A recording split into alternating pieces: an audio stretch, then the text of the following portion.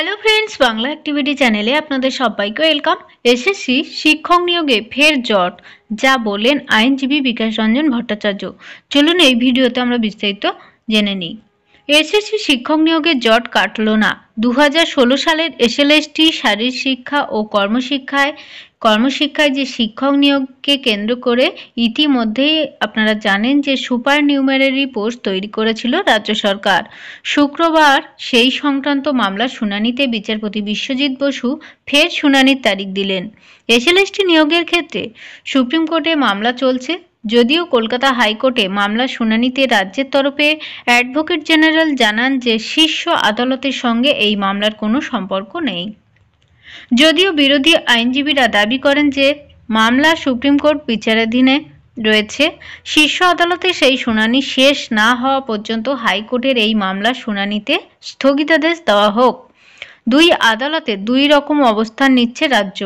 শীর্ষ আদালতকে সম্পূর্ণ অন্ধকারে রেখে এরকম বলা হচ্ছে, হাইকোর্টের আরেক রকম, দুর্নীতিকে প্রশ্রয় দিতেই অতিরিক্ত শূন্যপদ অর্থাৎ সুপার নিউমারি পোস্ট তৈরি করা হয়েছে। অতিরিক্ত পদ বা সুপার নিউমারি পোস্ট নিয়ে তদন্ত প্রসঙ্গে বিকাশ রঞ্জন বাবু বলেন যে শীর্ষ আদালতে সিবিআই তদন্তের স্থগিতাদেশ দেওয়া হয়নি। এই পোস্ট তৈরি করা হয়েছিল বেআইনি চাকরি প্রাপকদের চাকরি বজায় রাখতে।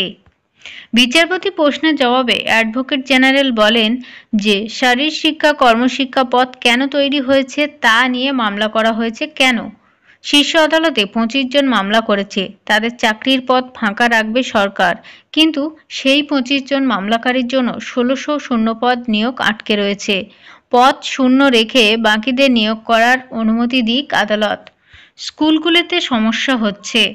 2016 সালের এসএলএসটির মাধ্যমে কর্মশিক্ষা ও শারীরিক শিক্ষা 1600 শিক্ষকের নিয়োগ প্যানেল তৈরি হয়।